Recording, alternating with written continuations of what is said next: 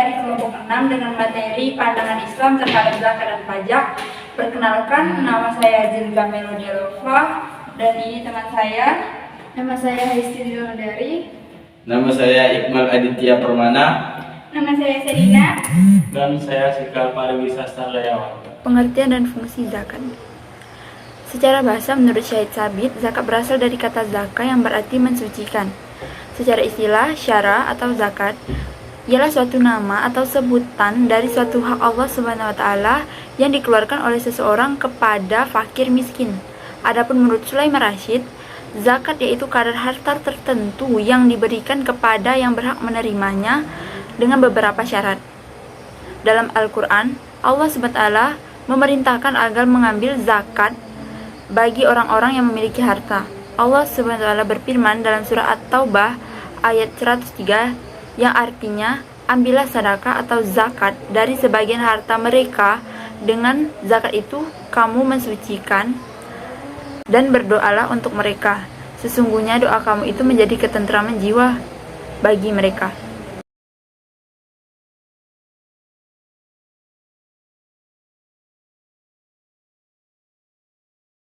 Adapun fungsi zakat ialah 1. Membersihkan harta. 2. Menumbuhkan harta secara tidak langsung. 3. Meringankan beban ekonomi dan mewujudkan takwa dan keimanan. Mengembalikan kesucian hati, mempererat tali persaudaraan, mendatangkan kebaikan bagi hidup, mencapai kesejahteraan umat, mengurangi kesenjangan dan kriminalitas, serta memperkuat keimanan penerima zakat.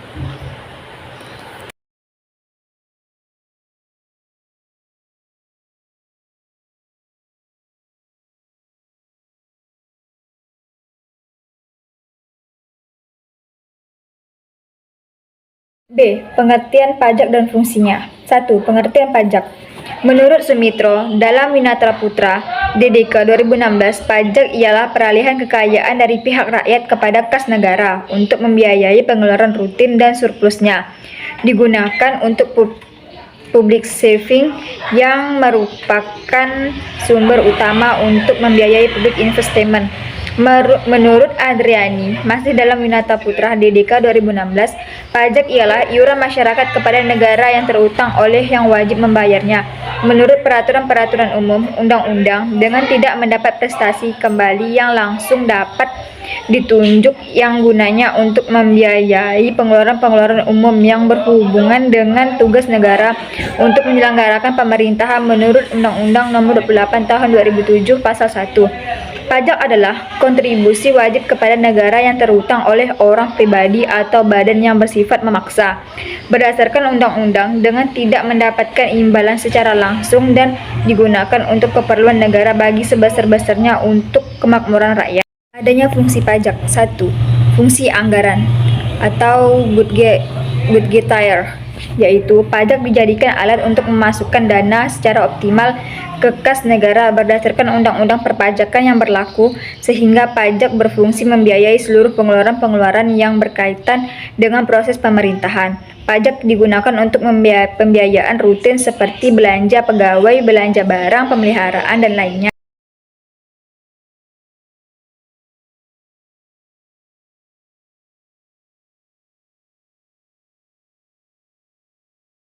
Dua, fungsi mengatur atau reguleran, yaitu pajak digunakan pemerintah sebagai alat untuk mencapai tujuan tertentu dan perlengkapan dari fungsi anggaran. Pemerintah dapat mengatur pertumbuhan ekonomi melalui kebijaksanaan pajak. Contohnya, dalam rangka penanaman modal, baik dalam negeri maupun luar negeri, diberikan berbagai macam fasilitas keringanan pajak. 3. Fungsi stabilitas, yaitu pajak membuat pemerintah memiliki dana untuk menjalankan kebijakan yang berhubungan dengan stabilitas harga sehingga inflasi dapat dikendalikan. Hal tersebut dapat dilakukan dengan jalan mengatur peredaran uang di masyarakat, pemungutan pajak, penggunaan pajak yang efektif dan efisien. 4. Fungsi retribusi pendapatan, yaitu pajak digunakan untuk membiayai semua kepentingan umum, termasuk untuk membiayai pembangunan sehingga dapat membuka kesempatan kerja, sehingga dapat meningkatkan pendapatan masyarakat. 3. Landasan hukum zakat. Zakat sudah sangat jelas dalilnya, baik dalam Al-Quran maupun dalam hadis. Tata cara pelaksananya sudah dikupas sangat dalam berbagai kitab fikih. Jadi, tidak ada yang diragukan lagi dalam tata cara pelaksanaannya, baik subjek, objek, tarif, waktu maupun tujuan penggunanya. Salah satu landasan Al-Quran tentang zakat terdapat dalam Al-Quran, surat At-Taubah ayat 3 yang artinya, ambillah sedekah atau zakat dari sebagian harta mereka. Dengan zakat itu kamu membersihkan dan mensucikan mereka dan mendoalah untuk mereka. Sesungguhnya doa kamu itu menjadi ketentraman jiwa bagi mereka, dan Allah Maha Pendengar lagi Maha Mengetahui. Quran surat At-Taubah ayat 103. Selain dalam Al-Quran, dalam hadis riwayat Bukhari dan Muslim yang datangnya dari Umar radhiyallahu anhu juga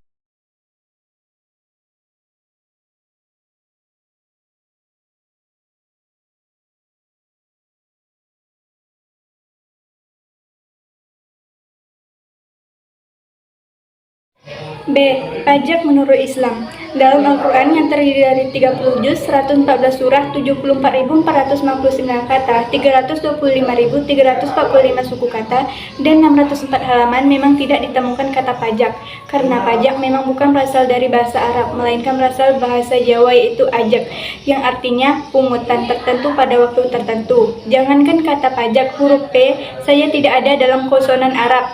Untuk menyebut pedang, misalnya orang Arab mengatakan badang, Liverpool disebut Liverpool. Namun jika kita lihat dalam terjemahan Al-Quran, rupanya terdapat satu kali kata pajak, yaitu pada terjemahan Quran At-Taubah surah 9 ayat 29.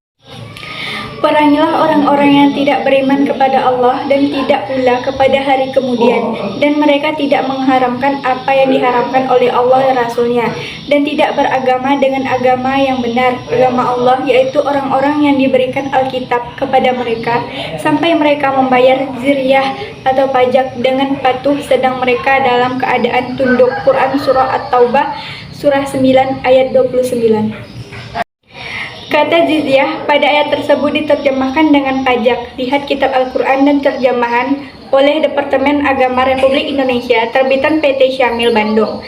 Walau demikian, tidak semua kitab Al-Quran menerjemahkan kata jizyah menjadi pajak, melainkan tetap jizyah saja. Misalnya kitab Al-Quran dan terjemahannya oleh Departemen Agama Republik Indonesia, cetakan kerjaan Saudi Arabia atau cetakan CP di Ponorogo, Semarang.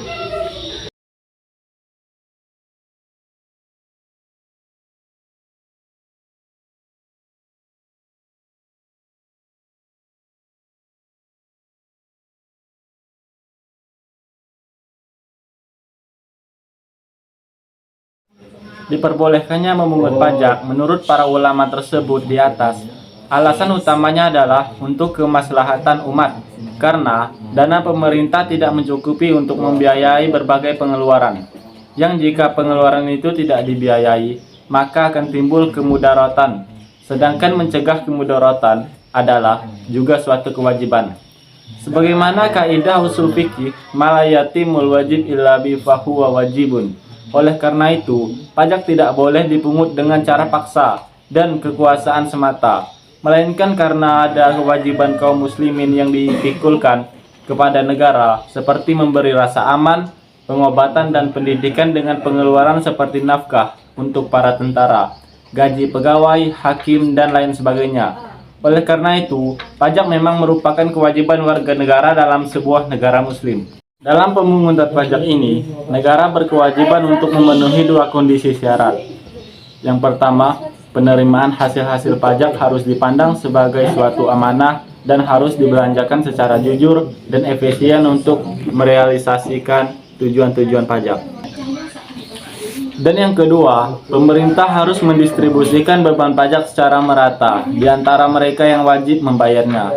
Para ulama yang mendukung diperbolehkannya memungut pajak menekankan bahwa yang mereka maksud adalah sistem perpajakan yang adil, yang selaras dengan spirit Islam.